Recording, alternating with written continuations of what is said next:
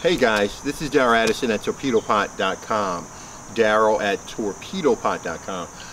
I'm about to probably go away for a while, and I want to be able to show you, what you do with your torpedo pots before you leave.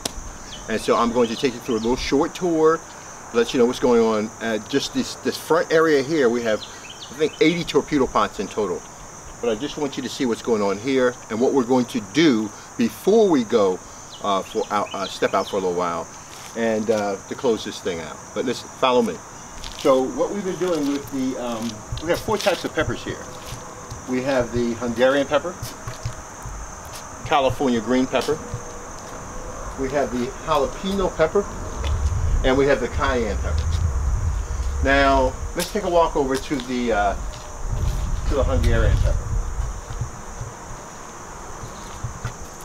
Right now I'm about to go away for a while, and I've got all these peppers that I have to pick, and it's a lot of peppers. So before I go on vacation, as you can see, we had a storm that just took all of these plants and just threw them off to the side the way it did.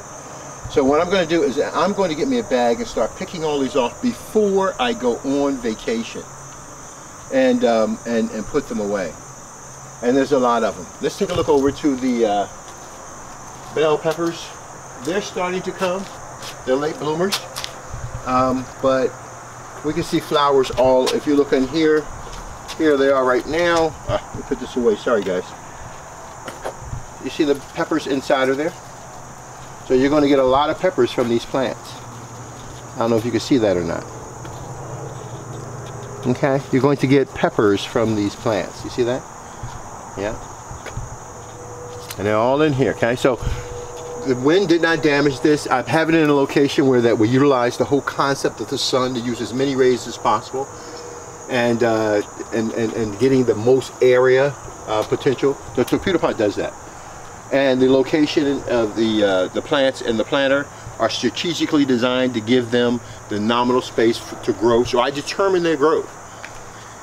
And I love this right here. Oh my gosh, this is my jalapeno. Let me tell you something. I waited patiently for this jalapeno, and it is absolutely delicious. Look in here. And this is something you won't see from afar.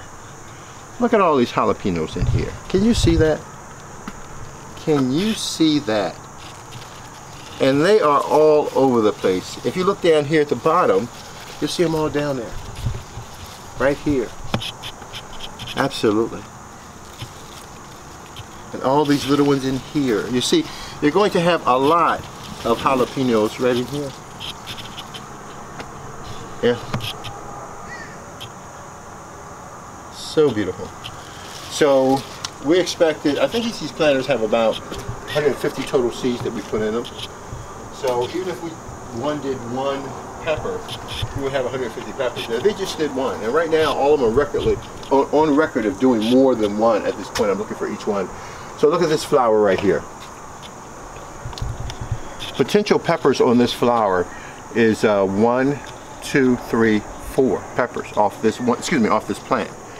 So 4 peppers off this plant, minimum. Let's say, and the production more is at the bottom, but minimum at the top. If we are able to do that for 150 plants, that's a significant increase in peppers that you'll never see anyplace else in the world. All right, look at this. This is my favorite. I love this so much. This, look at the top, how big this one plant has grown out here. And this is the beautiful, beautiful cayenne pepper. Absolutely stunning. This is a work of art. And as you start to move down, you start to see more works of art. Now I want to also show you down here. See this one plant right here? Does it look, it's so beautiful, first of all, isn't it? But look underneath, look all the peppers we have growing on this thing. It's amazing. Alright, so what I'm going to do is just go and I'm going to take the peppers off. These are my beets right here. And they're doing really, really well. The rain has hit them, and as you can see, those colors are not, you're not going to find those colors and those true fungal flavors in a store. Stop buying your food and learn to grow your food. Tomatoes. These are my Siberian tomatoes. We once had about, maybe about 70, maybe about 70 plants. I thinned them out. Now I've got to do a second thinning of these tomato plants. I do high end, so I don't use fertilizers, okay? I use all natural ingredients in my plants. So when I do high growth like this, I'm able to apply that. This is the cucumber. This is the double yield cucumber. This right here is the double yield cucumber compared with the Carolina cucumbers. And then we have more of the tomato plants here.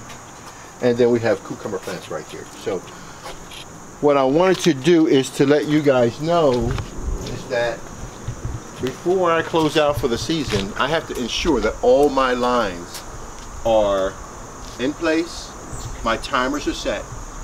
Make sure your batteries have been replaced and they're refreshed, okay? So this has been growing on its own now without my intervention for about since the day I set it up, okay? I may have made 1 or 2 tweaks as it starts to grow. I turn it up with water a little bit more, from 1 minute to 2 minutes, click, that's it. But for the most part, all of these are growing by themselves. So I have no less faith that they'll do that when I get back. So all of these plants, there'll be more of them. And I've got a lot of picking to do. So Darryl Addison, torpedopot.com, Darryl Addison, torpedopot.com.